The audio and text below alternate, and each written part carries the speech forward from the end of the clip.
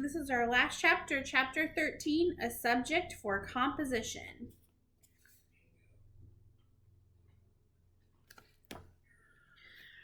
Ralph was a hero in the mouse hole that night. His admiring relatives gathered around begging to hear the story of his adventures. Ralph could not help bragging a little as he told the story of his travels, beginning with the search of the second floor rooms, skipping that part about the teacher trapping him under a drinking glass, and ending with Keith taking the aspirin and finally falling asleep.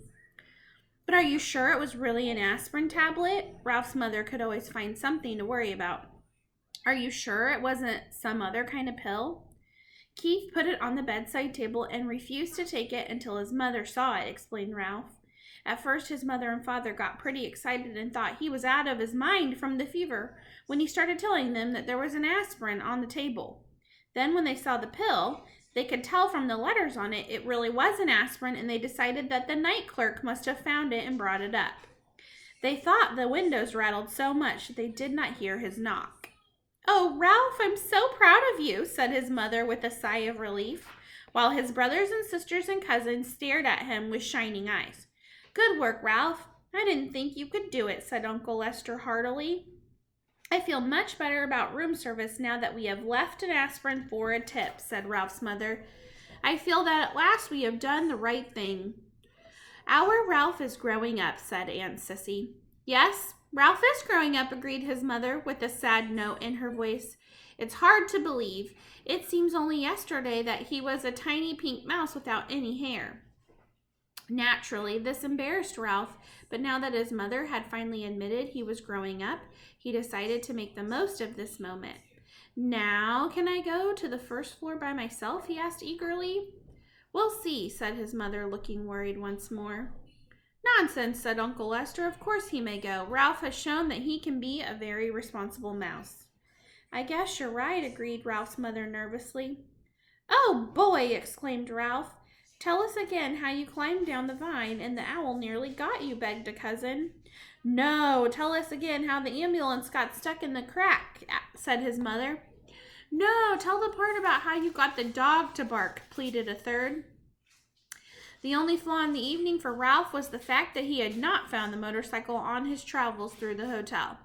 Keith slept soundly, and the next morning, although he still had a temperature, Ralph was pleased to see he was feeling much better.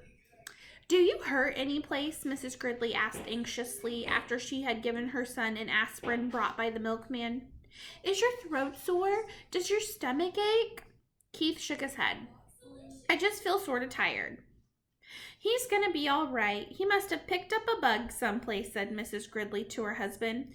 "A day in bed with plenty of fluids and he'll be on his feet again." Mr. Gridley nodded. "Do you feel like eating any breakfast?" he asked Keith. "We can order something for you from room service." Keith brightened.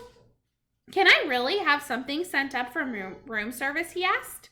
And when his father assured him that he could, he slumped back in the pillow.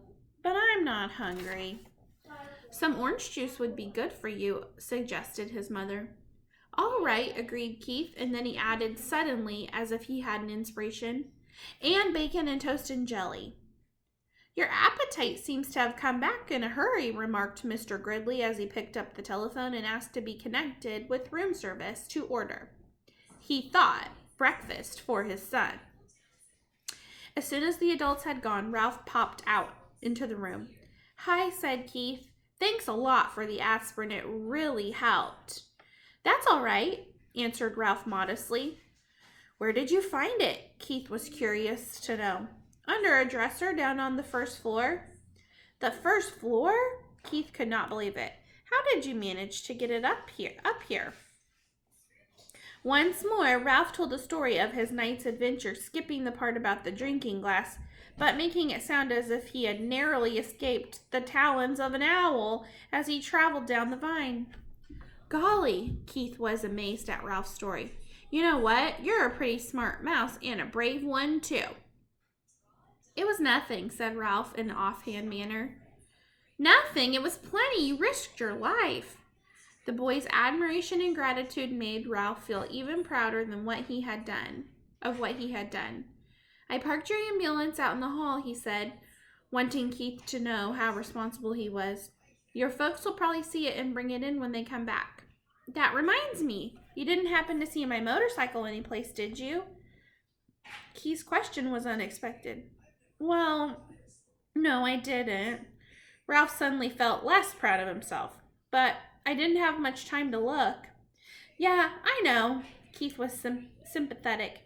I just wondered. A knock at the door sent Ralph scurrying to the knothole. Come in, called Keith. Matt entered with a tray. Here you are, and here's your ambulance. I found it in the hall, he said as he set the tray across Keith's knees. Sorry to see you're under the weather. Thank you, I'll be all right. Keith handed Matt a coin his father had left for a tip. And thanks for bringing in my ambulance. Matt pocketed the coin. Thank you, he said. And by the way, this doesn't happen to be yours, does it? And he pulled the little motorcycle out of his pocket. Ralph was so excited he almost fell out of the knothole. Hey! Keith sat straight up, rocking the orange juice on his tray. It sure is. Where did you find it? In a hamper of linen that had been chewed by mice or by a mouse. It fell out when the housekeeper was showing us the damage that had been done. I picked it up before anyone noticed. Gee, thanks a lot. Keith accepted the motorcycle and set it on his tray. It's my favorite. I didn't like losing it. I wonder how it got into that hamper of linen, mused Matt. Keith grinned but said nothing.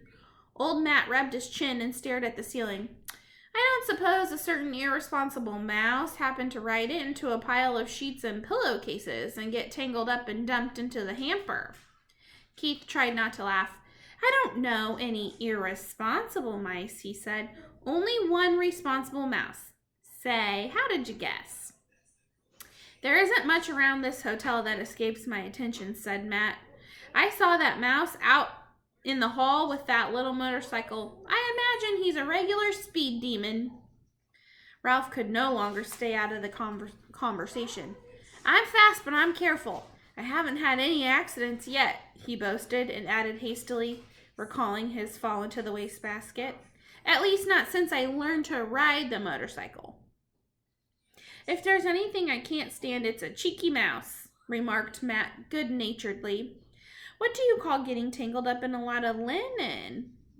What I mean is I didn't crack up in the motorcycle, said Ralph with dignity. He's not cheeky, defended Keith. He's brave. You aren't going to tell the management about him, are you? What's the use, said Matt. If they get rid of these mice, more will move in. Anyway, he's a cute little fellow. It cheers me up just to think of him tearing around on that little motorcycle. If only I could, thought Ralph. There followed an unusually pleasant day for the mice. Keith stuffed the bacon and the toast and jelly through the knothole. The mice feasted on the bacon and jelly before the ants could get to them, and stored the toast against the rapidly approaching time when Keith must leave the hotel. They slept all morning while Keith alternately napped and played with his cars. For lunch, he enjoyed peanut butter sandwiches again. Ralph did not sleep well that afternoon. He found himself thinking of the tantalizing glimpse he had of the ground floor and of the opportunities it offered mice, crumbs in the dining room, leftovers in the kitchen, scraps in the garbage. He lay daydreaming on a pile of shredded Kleenex. He could see himself on the first floor, pilfering crumbs in the dining room at night after the guests were in bed. And from the dining room, he would go to the kitchen right past the night clerk who was sure to be asleep. And only he could make the trip on the motorcycle. The thought of the motorcycle put an end to Ralph's daydream and made sleep impossible. After tossing about on his bed of Kleenex, he got up and poked his head out the knothole. Keith was awake, lying back on the pillows with his cars beside him. He smiled wanly at Ralph. How are you feeling? Asked Ralph. Sort of tired, answered Keith. Ralph climbed through the hole. Where are your folks?